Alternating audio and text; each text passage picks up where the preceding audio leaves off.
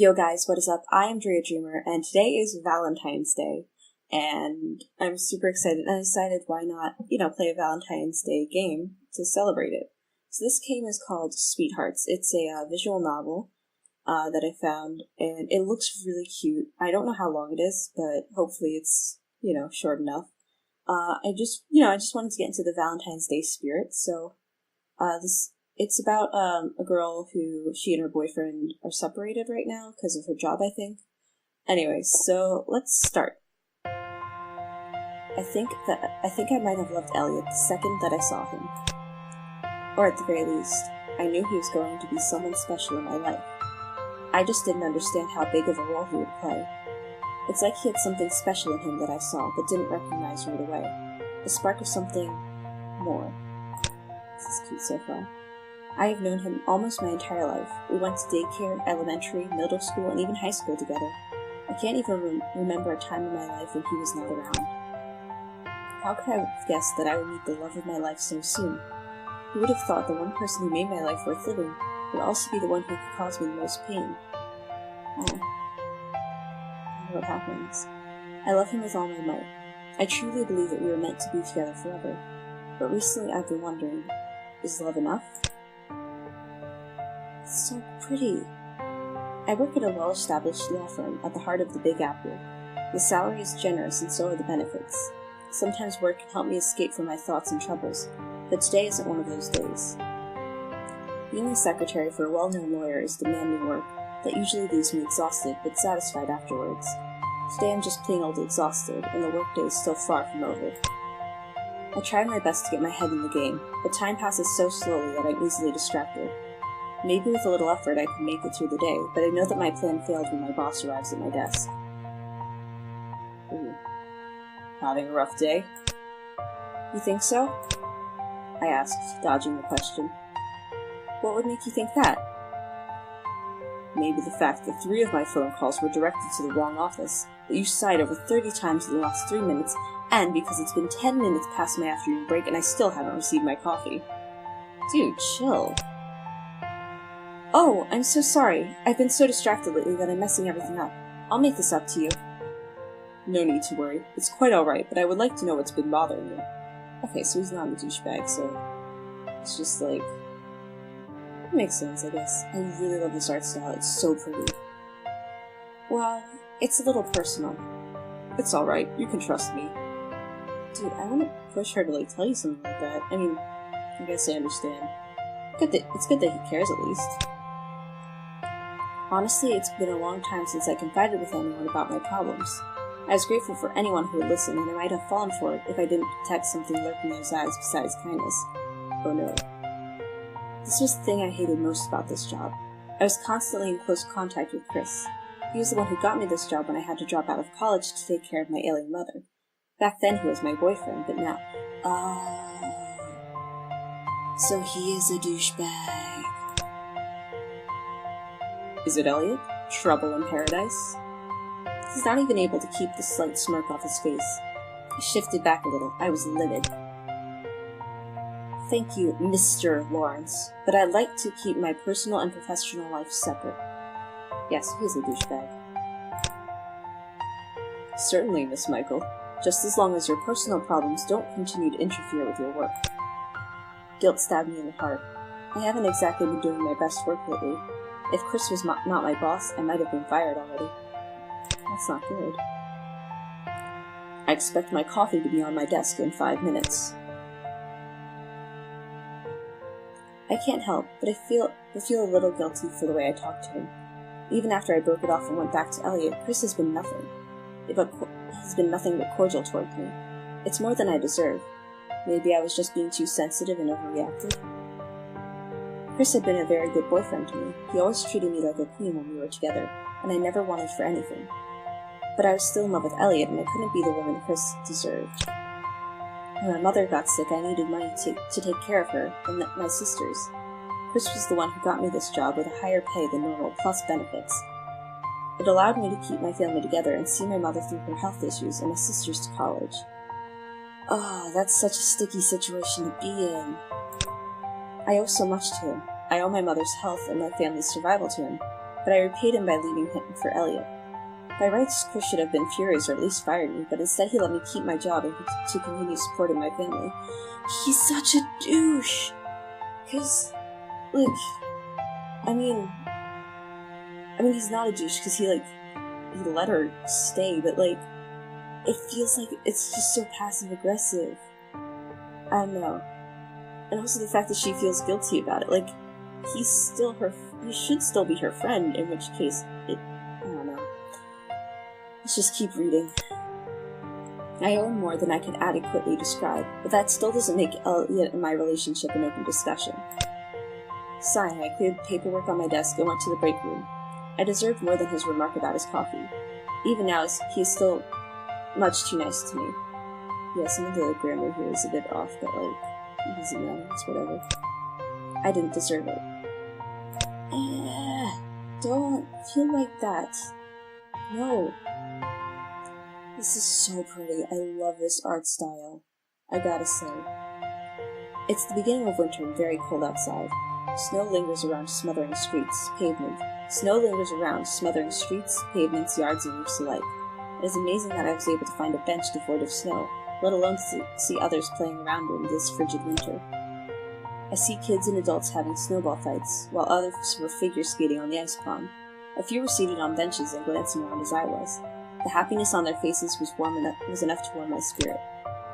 This park, this quiet, this cold is perfect for me after a hard day's work, especially with the week I've been having.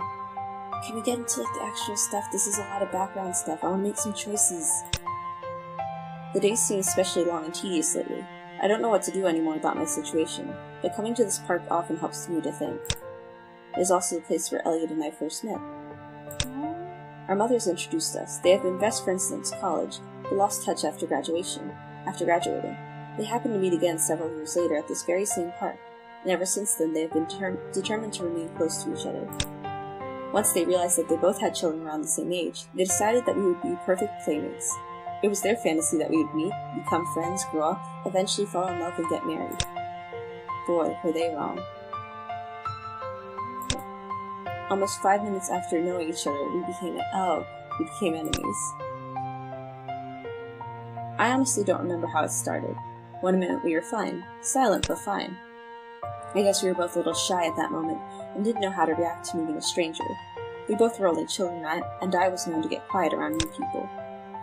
It was uncomfortable at first, but we got over it like kids do. Everything was going as smooth as possible, and the next thing I know, sand was thrown, toys were scattered, and we were suddenly brawling. I don't know who threw the first blow or why, but ever since then we really couldn't stand each other despite our mother's best efforts. At the very least, they got us to stop wrestling on the floor like animals, but we did resort to other methods of attack. Wait, so what? From her earlier description, I got the idea that they had, liked each other the whole time. I don't know. In pre-K, Elliot would steal my drawings and crayons while I threw my dolls at him. He would yank my hair during nap time, and I would hide his favorite toys just to get back at him. Recess was a free-for-all. All matter of the elements were constantly being tossed around, whether it was sand, snow, water, or leaves. It was wartime at recess, and our classmates loved every minute of it. For some reason, we could not stop fighting no matter what anyone did. We were really brats to each other. I guess they're kids, so, they must have... I hope it's the case that, he ended up becoming really nice, or I guess she's kind of to blame here too, but, they both ended up becoming really nice to each other, and I hope it's not a case of, he was a douche, so I liked him. That's probably not it. Our parents, who all got along perfectly, told us directly that they were not having the same type of nonsense in middle school. Our mothers had given up on us being best friends, but they at least hoped we would stop being as horrible to each other as we grew up. We agreed to a temporary ceasefire. After all, we were a little older and more mature by then, and we had devised new methods of torture while still trying to be civil. At least in front of our parents. Middle school brought about a new change in our relationship that would last forever. It all started over a boy named Sean. Sean was my first crush. Every time I laid eyes on him, I would turn into a complete mess. Being around him made my heart beat too fast, my tongue clumsy, and my IQ drop. He was my hopeless crush throughout most of middle school. When the day came that he finally asked me out, I was ecstatic, but my joy was short-lived. We had been dating for maybe a month and a half when I walked in on a conversation Sean was having with his best friends. He was bragging about how many females he dated and telling his friends that I was just his next conquest. Douches. I feel like she has an attraction to douches. This is not a good thing. It was only then that I finally realized that he had been playing the part of Prince Charming for his friends while laughing behind my back. I will never forget that day. My whole body felt numb and my face burned. I had never been so humiliated in my life. The whole classroom seemed to be in on it. I wanted to move, but my legs were frozen. I wanted to speak, but my throat was parched. Water began to pool around my eyes. When Sean finally noticed me standing there, he didn't even have the decency to look ashamed. He made several loud remarks, mocking my feelings in front of everyone. I just stood there like an idiot while several of my classmates laughed and joked around at my expense. It was as if my heart had been ripped out of my chest, tossed on the ground, and then run over by a steamroller. I was devastated. Just when the first tears were about to burst, Elliot arose from his seat and socked Sean right in the mouth. He went tumbling to the floor. All we could see was flailing legs and raised fists. The classroom buzzed with action. Wild calls and cheers erupted everywhere. Elliot, the youngest out of 4 older rowdy boys, pulverized Sean, who was a lightweight and no real competition. The fight was legendary, and it followed Elliot to high school and even to college. Man, to college? That's pretty impressive. He, from then on, got a reputation of being a hot, which he actually wasn't, but he let the rumors lie in his favor. None of the kids at school were brave enough to tell the principal what really happened, so they all kept their mouths shut. Elliot received a 7-day suspension and was lucky not to be expelled. But before Elliot could be hauled off to the principal's office, he suddenly grabbed my hand and squeezed it tightly. He didn't let go. Anyone who wants to pick on her will have to go through me. Only I'm allowed to mess with her, understand? No one said a word. I remember, even after all these years, how hot and sweaty my hands felt. I could practically hear my heart trying to burst out of my chest, and embarrassingly, I believed that Elliot could probably hear it too. After that, school returned to some semblance of peace. No one mentioned the incident around me, especially not around Elliot when he returned to school. Sean made sure to scurry around the corner whenever he saw Elliot or me walking by. All was right in the world. This is great, but do I get to make choices soon? After the incident, which our moms enjoyed being the hopeless romantics that they were, Elliot started to act different around me. I don't know if maybe he was still stunned by his actions or what, but he no longer played pranks on me or taunted me like before. Oh, he would still tease me every once in a while, but it was more like how one friend would tease another. My appreciation of Elliot soared through the sky, and while I wouldn't call him my best friend, he was a good partner in crime. He began to tease others and became more of a unit than warring rivals. The change was sudden, but not awkward. It was surprising how easily we began to socialize with each other. Some of our classmates were stunned, but shrugged it off. By then, I had something in Elliot I never had before, a real relationship. Our fighting almost completely ceased to exist. We were fine around each other, and our parents could be happier with the change in our relationship. Occasionally, Elliot would stop what he was doing to just look at me with a confused expression on his face when he thought I wouldn't notice. It was around this time that he started to fall in love with me, but I wouldn't know that until many years later. It wasn't until high school that we finally started dating. I had dated a few boys after Sean, but none of them compared to Elliot. Once we started dating, he showed me a completely new side of him that only I was privileged to. He became my best friend and my sweetheart. We were practically glued at the hip. It never fails to amaze me that even though we started out on the wrong foot, we were still able to fall deeply in love with each other. In college, we had a major breakup that took months of separation to fix, but I still knew that there was no one else I wanted to be with more than Elliot. I just wish things were the same now as it was back then. I wish that occasionally I could go back to the time where everything seemed to be perfect. Christmas passed and I ended up spending it with my family and my friends. It was nice to see them and spend quality time together, but my heart still ached with longing for Elliot. I spent New Year's Eve alone this year. Usually on this day, Elliot and me would spend it together and make new vows to each other every New Year. Last year we promised to always love and respect each other. The year before that we promised to laugh and to comfort each other whenever humanly possible, but this year, there was nothing. Elliot was simply too busy. Elliot is a late-night radio host. Hey, that could be my job potentially. He usually works evenings and overnight shifts. For the past 2 years, he has been getting pretty popular. Now he's on a 6-month tour to help promote his radio station and build up his fan base. It was the longest time we have ever been apart, and I, for one, was not enjoying it. Neither was Elliot, but because his company really needed the exposure and publicity, he reluctantly agreed. He's already been gone for at least 3 months. He's not due back until late March at the earliest. He missed Christmas, New Year's, and now he'll miss Valentine's Day. I cannot even describe the ache I feel with him so far away from me. This is really sweet, and I like it. Every day seems dull and pointless without him. I have no idea how I'm going to last the next 3 months without him. I have a brand new appreciation for people who successfully have long-distance relationships. I don't know how they do it. I have been near or around Elliot nearly every day since we met. Even when we were squabbling as children, he was always nearby. It was annoying when I was younger, but now he is a very important part of my life. I'd do anything just to get him back. The days and nights are passing by so slowly that I can barely tell one day from another anymore. I work to keep my mind off of Elliot, but the meaningless tasks only help for a short time. I try to occupy myself and keep my spirit up, but the closer it gets to February, the more I realize I'll be spending another holiday without Elliot. Chris has kept his distance from me, and for that I'm grateful. I can't help but feel a little wary of him whenever I was at work. I now just wanted to be able to clock in and clock out and return to the comfort of my home. February slowly creeps forward, and I'm so frustrated and exhausted that I can hardly think straight. My work has been terrible lately due to my inability to concentrate. Though Chris tries to overlook it, I know that I've been doing a horrible job. He was well within his rights to fire me. I'm just dreading the day it will finally happen. Sigh. This was no good. I'm hopeless without Elliot. Girl, listen, I appreciate your love story here. You need to get yourself together. Today was another long and depressing morning. I don't know how I'm going to make it through the day. I can't concentrate at all, and it's showing. I hate being this needy, this desperate, and this lonely. I don't want to act like one of those lovesick high school girls, but I feel like a piece of my soul was gone. I want to see Elliot. I want to see him smile, hear his laugh, and smell his cologne. I want to hold his hand while we're walking down the street after a terrific date. I want to argue over movies while throwing popcorn at each other.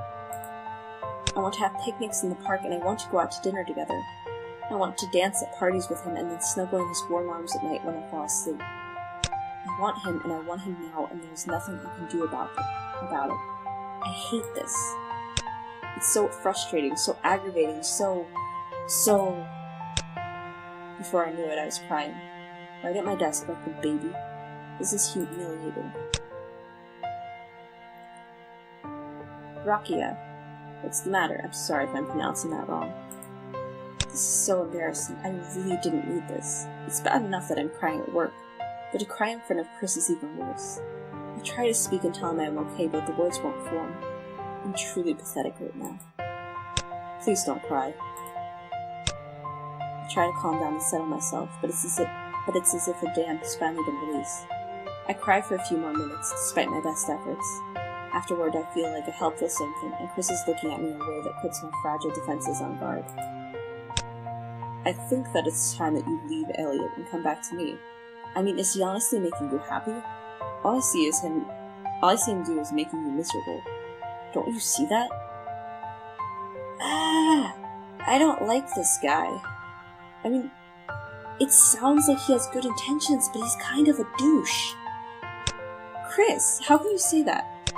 Can you seriously see yourself with a man who disappears for half a year and barely has time to call? He calls when he can, he just works late nights. By the time he gets off, I'm asleep, and by the time I get off, he's starting work. I can't help that he's busy. I protested, feeling the divine need to defend him against all accusations. Oh, and that makes it okay? I would call you every day if I had to, and I certainly wouldn't leave you for months at a time like he does. I don't like this guy. Chris is a douche. Please let the record show. I honestly don't know what to say right now. Is this really happening or am I dreaming? Oh god. Break up with him and marry me, Rakia. I'll give you the home that you want, and we can have as many kids as you want. Chris, fuck off. Honestly. You'll never have to go home alone and cry like you do with Elliot. You'll never be lonely inside again. Say you'll marry me, Rakia, and I'll give you everything you've ever dreamed. I did want to be married and have kids. It was no secret to Chris or Elliot. The picture that Chris was painting sounded perfect, but a life without Elliot, even a perfect one, wasn't really a life at all. Even this misery and loneliness is more than the nothingness of being without Elliot. I tried being without him once before. I just didn't work. It wasn't right. He wasn't Elliot, and Elliot is really all I needed to be happy. I looked at Chris with new eyes, then I shook my head and smiled. Chris, I can't. But why? All he does is make you miserable and lonely. How can he possibly be the man for you? Oh my goodness, how can I explain it to him? How can I tell him that back when we hated each other, and even now when the thought of Elliot can literally bring me to tears, I still would rather have all those memories with him than have happy ones without him. We may have started as enemies, but we became friends and eventually lovers. I couldn't separate myself from him now, even if I wanted to. He had my heart. I cannot get it back, and even if I could, I wouldn't want to. Even now, I would rather stay in this personal hell of mine than feel the true hell of not having Elliot at all. In that moment, I knew. I knew that I would always wait patiently for Elliot to return no matter how long he took. He's my love, and he's worth it. I could tell him all these things, but I'm not sure if he could truly understand. Chris had never loved someone as I loved Elliot.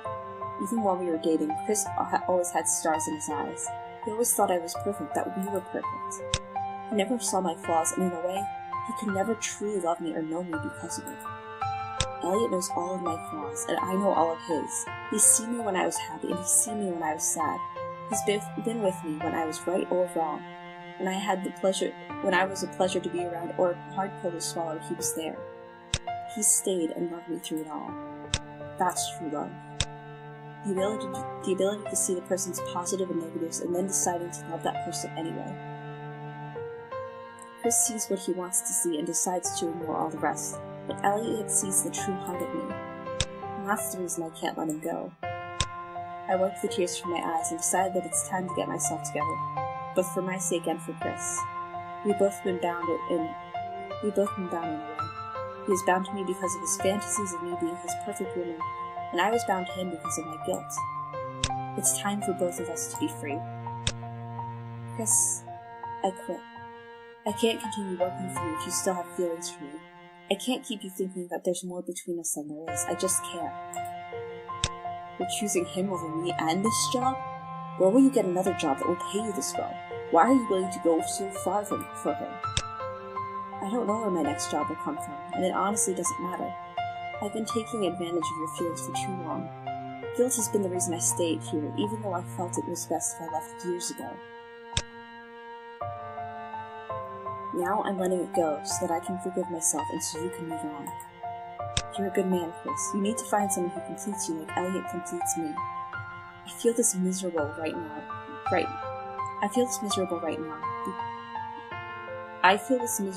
now, not because he mistreats me, but because I love him and miss him. I wouldn't leave him for anything in the world. I need him. I hope one day you can forgive me for not being as good to you as I should have. I'm sorry that I took advantage of your kindness. I hope you for the best for you. And as for Elliot, don't worry about him. He's my angel and no one else can mess with him but me. And suddenly I giggled, feeling a little light and free.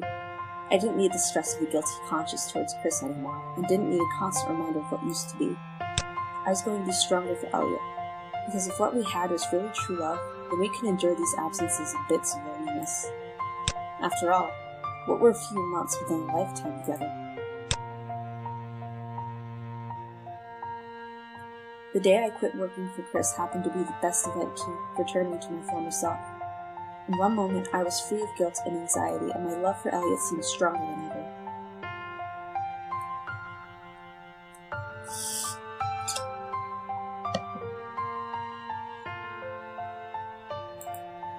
Now I felt energized for the first time in months. I took a couple of weeks after quitting to get myself together. I had been feeling really depressed since Elliot left, so I used those days to gather my strength. While I was still not as strong as I would have liked, I am at least closer to my usual self. I also decided to do freelance photography like I did in college. I'm glad to say that my passion for it has not waned, even if my skills have somewhat dulled. Getting back into my hobby really helped spark life back into my days. I was excited to start building my clientele. Instead of being sad about being away from Elliot, I decided to be thankful that I had such wonderful memories to dwell on. So what if he missed a few holidays? We've had more than our fair share of holidays together. Chances were that we'd miss a few together eventually.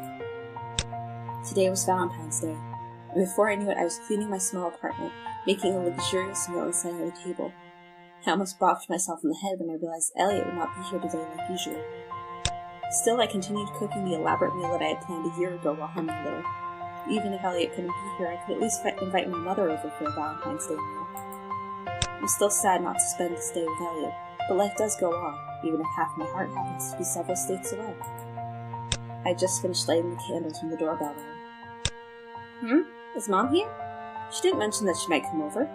I guess I don't have to call her over after all. I straightened up a bit and fussed over my hair before walking to the door. It just wouldn't do for Mom to see me looking too homey for Valentine's Day. I smiled and swung the door open. My jaw dropped. Hi, gorgeous. Oh, that's so cute! Ah! Elliot!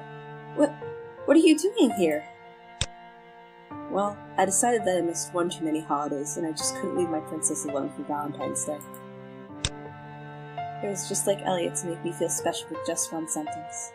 I was so grateful and appreciative to see him that it took all my strength not to cry. But Elliot knew me through thick and thin, in good times and bad times. He understood. He understood perfectly. Happy Valentine's Day, Princess. Poor Elliot. Finally, my angel was home.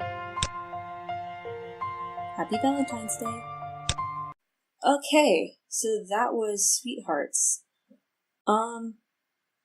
Yeah, I really liked this. It was so cute. It wasn't a game per se. I didn't get to choose anything. I guess it was just a visual novel. But I really liked it. It was so cute. And, I think it was very sweet, had a good message. I loved the art style in this. It was amazing. And, again, it wasn't very interactive. It was just a visual novel. That was it. But I really liked it. And, I don't know. I feel like it had a good ending. It was a good story overall. But yeah, so, I think that's gonna be it for today, guys. I hope you enjoyed it. Happy Valentine's Day. If you did like this video, please leave a like and subscribe for more stuff from me. And I'll see you in the next one. Bye. Love you.